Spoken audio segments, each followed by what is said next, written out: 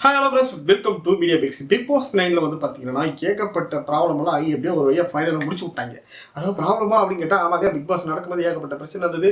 உள்ள வந்து ஹோஸ்ட் வந்து சரியில்லை, அப்படி சரியில்லை, இப்படி சரியில்லை, ஏகப்பட்ட பிரச்சனை வெளியில் வந்து வெடிச்சிருந்தாலும் அடுத்த பிக் பாஸே வந்து நம்ம விஜேஷ் தான் செய்ய போகிறோம்னு சொல்லிட்டு மேடையிலே சொல்லிட்டாரு. ஸோ அடுத்த பிக் பாஸ் 10 வந்து வரப்போகிறதா சொல்லிட்டாங்க. ஸோ 10 வந்தால் இப்படி இருக்கும், தாறுமாறாக இருக்குமா, இல்லை வேற லெவலில் வச்சிருப்பாங்களா, இல்லை இதே மாதிரி சொதப்புமா அப்படின்ட்டு நிறைய எதிர்பார்ப்புகள் இருக்கு. ஆனால் அது வரத்துக்கு கொஞ்சம் 7 மாதம் ஆகும்னு சொல்லிட்டாங்க. ஸோ இப்போ நான் என்ன அப்டேட் எடுத்து வந்துருக்கு பார்த்தீங்கன்னா, அப்டேட்டில் இது ஒரு குரலி அப்படின்னு கூட சொல்லலாம். ஏன்னு பார்த்தீங்கன்னா, பிக் பாஸ் பேசுகிறால ஷேஷ் வந்துட்டு அவர், அதாவது பிக் பாஸுக்கு வாய்ஸ் கொடுக்குறாருல, அவர் வந்து பிக் பாஸை விட்டே நான் போயிட்டேன், குவிட் பண்ணிட்டேன் அப்படின்னு சொல்லிட்டு ஏகப்பட்ட புரளிகள் கிளம்பி போய் கிடக்குது. அவரும் அதுக்கு வந்து எந்த ஒரு ட்விட்டும் போடாமல் எதுவுமே வந்து கண்டுக்காமல் அப்படியே விட்டுக்கிறாரு. இப்போ ஃபுல்லாகவே மீடியா ஃபுல்லாகவே இந்த பேச்சு தான் போயிட்டு இருக்குது. எது பிக் பாஸ் போயிட்டாரா, அவ்வளோதான், இவனுக்கு பண்ணதுக்கு அப்படி தான் பண்ணுவாங்க, இது மாதிரிலாம் அவரால் பண்ண முடியாது. ஏன்னா அவர் நிறைய பேசினார், கேட்கவே இல்லை. பிக் பாஸ் எல்லாம் வேற லெவலில் பேசியிருந்தார். இப்போ இருக்க மாட்டார், வேலையிலேருந்து போயிட்டாரு, அப்படி எப்படி சொல்கிறாங்க. அதெல்லாம் உண்மையானு கேட்டால் எனக்கு எதாவது தெரியலங்க. ஏன்னா ஃபுல்லாகவே புரளியாக இருக்குது. அவரும் வந்து இன்னும் கன்ஃபார்ம் பண்ணல, நான் வந்து வெளியில் போயிட்டு. ஆனால் இங்கே பேசுகிறவங்க எல்லாருமே வந்து பார்த்தீங்கன்னா, ஐயோ அவர் போயிட்டாரா அப்படிங்கிற எங்கே போனாரா. ஏதாவது ஒருத்தர் வேலை பார்த்துக்கிறேன், அவர் எப்படி திடீர்னு போயிடுவார். ஏன்னா அடுத்த பிக் பாஸோட போகிறாங்களா இல்லையான்ட்டு அவங்க அஃபிஷியலாக சொன்னாதான் இவர் வந்து வெளில போவார். இல்லை இவரு வெளியே வந்துட்டு கூட நான் அஃபிஷியலாக வெளியில் வந்துட்டு அப்படின்னு சொன்னால் தான் நம்மளுக்கு கன்ஃபார்ம் ஆகும். அதுக்கு முன்னாடி ஏகப்பட்ட புரளி. அது ஒன்றா. இன்னொன்று, விஜய் சேதுபதி வந்து அடுத்த இது வந்து பண்ண மாட்டாரு, அவரே வந்து வெளியில போயிட்டாரு, அவரே பண்ண மாட்டேன்னு சொல்லிட்டாரு அப்படின்ட்டு. எங்க மேடையில் தாங்க அவர் சொன்னாரு, அடுத்த சீசன் வந்து நான் கண்டிப்பா பண்ணுவேன், 10ல சந்திக்கலாம் அப்படின்னு சொல்லிட்டு போனவரை ஏகப்பட்ட பேர் வேணுன்னே ஒரு பொருளையை கணிப்பிட்டு அவர் பண்ணவே கூடாதுன்றதுக்காக பண்றாங்களா என்ன தெரியல. ஏன்னா இந்த டாக் வந்து பார்த்தீங்கன்னா மீடியாவில் வேற லெவலில் போய் நிற்குது. பார்க்கறதுக்கு என்னடா எதுவுமே சொல்லாது, ஏன்டா இதெல்லாம் பண்ணிக்கிறீங்க அப்படின்னு தோணுது. ஏன்னா இவர் இந்த 9th சீசன்ல ஒரு சில விஷயங்கள்லாம் பண்ணார். அந்த விஷயங்கள்லாம் வந்து மக்கள் மத்தியில் வந்து கொஞ்சம் பேசு பொருளால நிறையவே போச்சு. ஏன்னா அவர் சாண்ட்ராக் கொடுத்த சப்போர்ட்டும் சரி, அவரோட ஃப்ரெண்டு, அதாவது அவரோட ஃப்ரெண்டு ஃபேமிலி வந்து கொஞ்சம் சப்போர்ட் பண்ணணும் அப்படின்னு சொல்லிட்டு சாண்ட்ராக் வந்து நிறைய இடத்துல சப்போர்ட் பண்ணாரு, நிறைய இடத்துல விக்ரமுக்கும் சப்போர்ட் பண்ணாரு. நம்மளுக்கு நல்லா தெளிவாக தெரிஞ்சுது.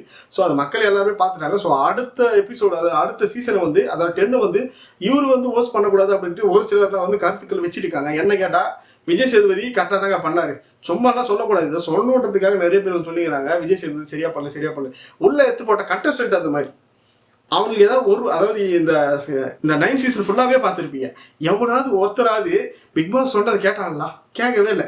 அப்படி இருக்கும்போது வாரத்தில் ஒரு நாள் வந்து ஹோஸ்ட் சொன்னால் அதை மட்டும் எப்படி கேட்பான்னு நீங்கள் எதிர்பார்க்குறீங்க?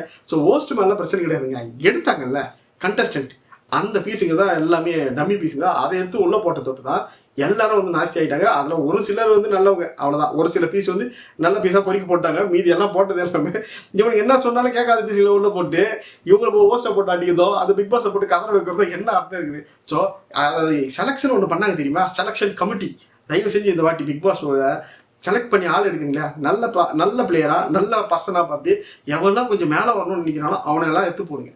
அவனுக்காவது கொஞ்சம் யூஸ்ஃபுல்லாக இருக்கும். சும்மா நான் வந்து வீடியோ போட்டு சும்மா சுற்றிக்கின்னு ஒரு சிலர்லாம் வந்து மீடியாவில் வெறும் ஃபேமுக்காக சுற்றிக்கிறாங்களா, அவனெல்லாம் தூக்கி போடாதீங்க. பணம் ஏற்கனவே வச்சுக்கின்னு வெறும் ஃபேமுக்காக சுற்றிக்கிறாங்க, அவனையும் தயவு செஞ்சு போடாதீங்க.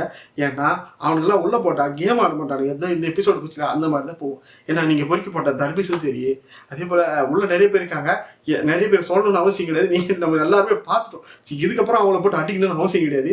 ஏன்னா அவங்கள அந்த மாதிரி ஆட்கள்லாம் எடுத்து உள்ளே போட்டுட்டா இந்த சீசனே வந்து நாசமாக போச்சு. அடுத்த வர சீசன் அது நல்ல சீசனாக இருக்குன்னு எதிர்பார்க்குறோம். ஸோ அடுத்த சீசன் 10 சீக்கிரமாக வரும்னு சொல்கிறாங்க. ஆனால் அதுக்கு முன்னாடி இந்த 9th சீசனோட செலிப்ரேஷன் ரவுண்டு மாதிரி ஒரு சின்ன ஷோ ஒன்று வைப்பாங்க. அது கண்டிப்பாக வருதுன்னு சொல்கிறாங்க.